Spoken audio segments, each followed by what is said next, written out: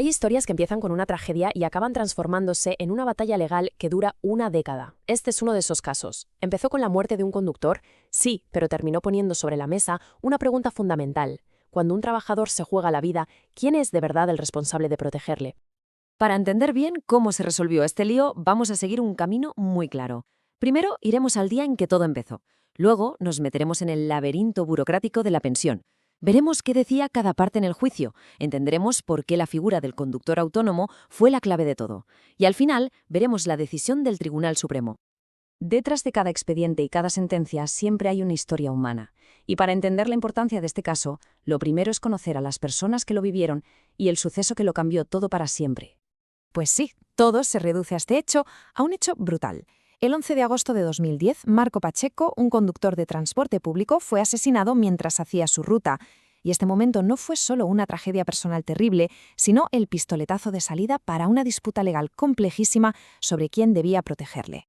Fíjate en las fechas, porque son clave. Marco Pacheco y Flor Popayán llevaban más de 24 años juntos, toda una vida. En mayo de 2010, él se afilia a una aseguradora de riesgos laborales y tan solo 3 meses después es asesinado. Lo que parecía que iba a ser una reclamación de pensión sencilla se convirtió en menos de un año en la primera de muchas negativas. Ahí empezó una lucha que nadie, de verdad, se esperaba.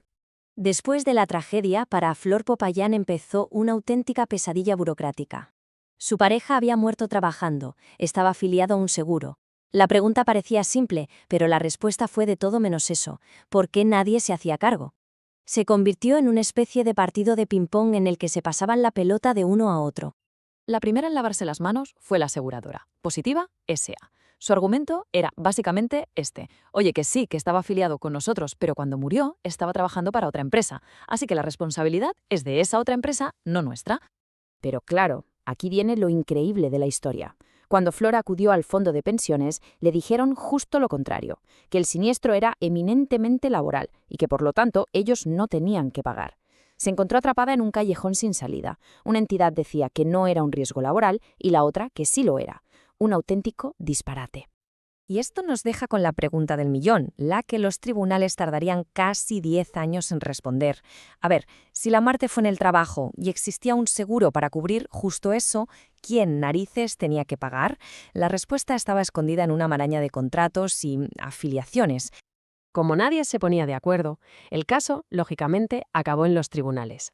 Y allí, las tres partes implicadas defendieron posturas que eran totalmente opuestas. Vamos a ver qué decía cada una.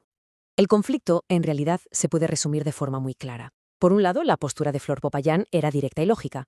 Mi pareja murió trabajando, estaba asegurado, así que la aseguradora de riesgos laborales tiene que pagar.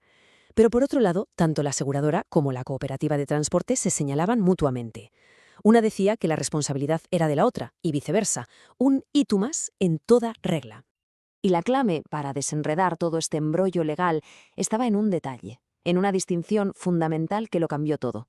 ¿Era Pacheco un empleado normal y corriente o era en realidad un trabajador independiente? La respuesta a esa pregunta era la llave de todo el caso. Para entender la decisión final hay que conocer un principio legal que suena un poco técnico pero que es bastante intuitivo, la responsabilidad objetiva. Dicho de forma sencilla, viene a decir que si tú creas una actividad de riesgo y te beneficias de ella, como por ejemplo una empresa de transportes, tienes la obligación de asegurarte de que ese riesgo esté cubierto. Da igual de quién sea la culpa del accidente. Si creas el riesgo, lo aseguras. Y esto que vemos aquí es básicamente el meollo de la cuestión. La ley colombiana, como en muchos otros sitios, trata de forma muy diferente a un conductor que es un simple empleado de una empresa, frente a otro que, además de conducir, es el dueño de su propio vehículo. No son lo mismo a ojos de la ley. Y en el juicio las pruebas fueron, bastante claras. Pacheco era el dueño del vehículo que conducía. Se había afiliado al sistema como cotizante independiente. Es más, su contrato con la cooperativa no establecía una relación de jefe-empleado. Todo apuntaba en una misma dirección. Legalmente era un trabajador autónomo. Vale, pues una vez que quedó claro que era un trabajador independiente, el Tribunal Supremo ya tenía todas las piezas sobre la mesa para resolver el puzzle, y lo hizo con una lógica bastante clara. La lógica que siguió el tribunal fue, la verdad, impecable. Vamos a verla paso a paso. Primero, Pacheco era un trabajador independiente. Punto. Segundo, la forma en la que se afilió era legal en aquel momento.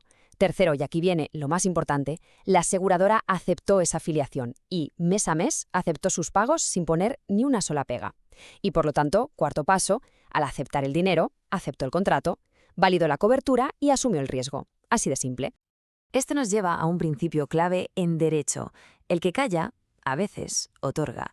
La aseguradora tenía la obligación y las herramientas para comprobar si la afiliación era correcta, pero no lo hizo. Y al no decir nada y seguir cobrando las cuotas, pues básicamente dio su visto bueno. Su silencio validó la situación. Y al final de esta larguísima batalla legal, la justicia se tradujo en una cifra muy concreta. Más de 67 millones de pesos colombianos en pagos retroactivos de la pensión. Una cantidad que, más allá del dinero, significaba el final de una lucha de casi una década para Flor Popayán. Este caso, aunque se resolvió en Colombia, nos deja sobre la mesa una pregunta que es universal y súper relevante hoy en día. Con cada vez más gente trabajando como autónomos, como freelancers, como contratistas, ¿cómo nos aseguramos de que no se queden en un limbo legal? ¿Quién asume el riesgo cuando la línea que separa al empleado de la empresa es cada vez más borrosa? La respuesta a esa pregunta, sin duda, definirá el futuro del trabajo.